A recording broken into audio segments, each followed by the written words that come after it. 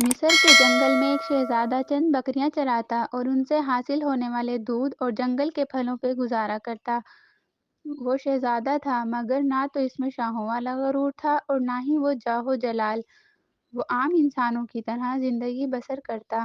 وہ روکھی سوکھی کھاتا، بیشتر وقت اپنی رعایا کی خدمت اور خدا کی یاد میں بسر کرتا۔ اس کی نیک چلنی کا پوری ریاست میں چرچا تھا۔ اسے یہ خصوصیات اپنے رحم دل باپ سے وراثت میں ملی تھی۔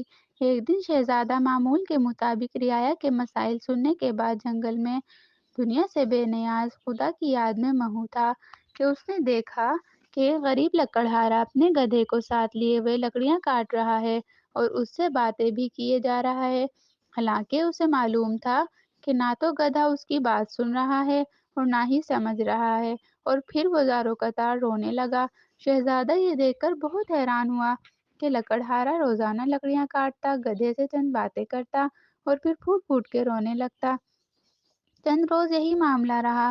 جب رحم دل شہزادے سے اس کا رونا دیکھا نہ گیا اور وہ یہ گتھی سلجھانے میں ناکام رہا تو بالآخر درخت کی اوٹ سے باہر آ گیا اور لکڑہارے سے پوچھا، اے لکڑہارے، تیرے اس طرح بلک بلک کر رونے کی وجہ کیا ہے؟ غریب بوڑھا ہمدرد انسان سامنے پا کر اور شدت سے رونے لگا اور سسکیوں کے ساتھ اپنی بدبختی کی کہانی سنانے لگا۔ میرا ایک بیٹا تھا جسے خدا نے بے تحاشا دولت سے نوازا تھا۔ ہر طرح کا عیش اسے میسر تھا، مگر اس دولت کا غرور اس کے تن بدن پر اس قدر حاوی ہو چکا تھا کہ اسے اپنے دولت کے سوا کچھ دکھائی نہ دیتا تھا۔ اپنے غریب رشتہ داروں کو دھکے دیتا، انہیں ذلیل و رسوا کرتا۔ پھر اس کی بربادی کا دن آ گیا اور میری دور کی ایک رشتہ دار دوسری ریاست سے میرے گھر سوالی بن کر آئی، یہ سوچ کر کہ مشکل میں اپنے ہی کام آتے ہیں۔ وہ بہت غریب تھی، اس کی بیٹی کی شادی قریب تھی مگر کوئی انتظام نہ ہو پایا تھا۔ اسے کچھ رقم کی ضرورت تھی۔ وہ اللہ کی نیک بندی تھی، بیشتر وقت عبادت میں گزارتی تھی، مگر میرا بیٹا دولت کے نشے میں اندھا ہو چکا تھا۔ اس عورت کو دھکے مار کر گھر سے نکال دیا۔ یہی وہ وقت تھا جب ہماری بربادی شروع ہوئی۔ اسی رات سرخ آندھی چلی، بجلی کڑکی اور تیز بارش ہوئی۔ میں اور میرا بیٹا اپنے نرم بستر پر میٹھی نیند سو رہے تھے اور وہ عورت پوری رات ہمارے دروازے سے لگی روتی رہی۔ شدید طوفان اور رات کے گھنے اندھیرے میں دوسری ریاست واپس جانا اس کے لیے ممکن نہ تھا، اور وہ ضعیف عورت پوری رات اس طوفان سے مقابلہ کرتی رہی اور میرے بیٹے کو رحم نہ آیا۔ صبح جب میری آنکھ کھلی تو مجھ پر قیامت ٹوٹ پڑی۔ میرا بیٹا گدھے کی صورت اختیار کر چکا تھا۔ گھر کا سارا سامان آسمانی بجلی گرنے سے جل کر خاک ہو چکا تھا۔ سب کچھ برباد ہو گیا تھا۔ اس سب میں میرا کیا قصور ہے؟ میرا یہ قصور ہے کہ میں نے اپنے بیٹے کو غرور و تکبر کرنے سے نہ روکا، برائی کی طرف بڑھتا ہوا کوئی قدم نہ روکا، اور اب یہ عالم ہے کہ میں جنگل سے لکڑیاں کاٹتا ہوں اور اپنے ہی بیٹے پر لاد کر بیچنے لے جاتا ہوں، اور اسی سے ہم باپ بیٹے کا گزارا چلتا ہے۔ یہ سن کر شہزادے کی آنکھیں نم ہو گئی اور وہ لکڑہارے سے مخاطب ہوا، اے ضعیف انسان، تو نے بہت ظلم کیا۔ بے شک برائی پر خاموش رہنا اور اسے نہ روکنا اس کا ساتھ دینے کے مترادف ہے۔ تو نے اپنے بیٹے کو برائی سے نہ روکا۔ مجھے تیری حالت پر افسوس ہے۔ اب میں اپنی اس غریب رشتہ دار کی تلاش میں مارا مارا پھرتا ہوں۔ اس کی تلاش مجھے رلاتی ہے۔ شاید وہ میری مدد کر سکے اور مجھے مل جائے۔ میں اس سے معافی مانگوں گا، شاید میرے گناہوں کا ازالہ ہو سکے، مگر افسوس وہ مجھے کہیں نہیں ملتی۔ یہ کہہ کر لکڑہارا رونے لگا۔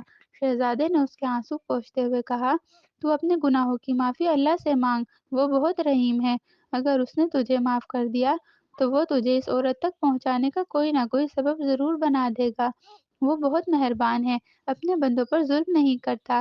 بوڑھا لکڑہارا اسی وقت سجدے میں گر کر بلک بلک کر رونا اپنے گناہوں کی معافی مانگنے لگا۔ اچانک دور سے کسی گھوڑے کی ٹاپوں کی آواز سنائی دینے لگی۔ ایک خوبصورت شہزادی سفید رنگ کے حسین گھوڑے پر سوار تھی، قریب آ کر شہزادے سے مخاطب ہوئی، اے شہزادے، آخر یہ کیا ماجرا ہے؟ شہزادے نے بوڑھے کی رام کہانی شہزادی کو سنا دی۔ شہزادی کی آنکھوں میں آنسو جاری ہو گئے اور وہ گھوڑے سے اتری اور لکڑہارے سے کہنے لگی، میں ہی وہ لڑکی ہوں جس کی ماں تیرے در پر سوالی بن کر آتی تھی، مگر اے بدبخت، تیرے مغرور بیٹے نے اسے نیک عورت کی زندگی ہی چھین لی۔ ساری رات تیرے دروازے پر تیز بارش میں طوفان کا مقابلہ کرتی رہی کہ شاید تجھے رحم آ جائے۔ بالآخر تیز بارش کی ٹھنڈی بوندوں کو وہ بوڑھی جان برداشت نہ کر سکی اور دنیا سے چلی گئی۔ جب صبح ہوئی تو رحم دل بادشاہ معمول کے گشت پر تھا، اس کا وہاں سے گزر ہوا۔ وہ میری ماں کو جب گھر لایا تو ماں کی لاش دیکھ کر میرے پیروں تلے سے زمین ہی نکل گئی۔ اب میرا سہارا کوئی نہ تھا۔ بادشاہ یہ سب دیکھ کر بہت پریشان ہوا۔ بالآخر اس نے مجھے اپنے ساتھ لے لیا، جانے کا فیصلہ کیا اور کچھ عرصے میں اس کے محل میں رہی، اور اس نے مجھے نیک لڑکی پا کر اپنے بیٹے سے میری شادی کرا دی۔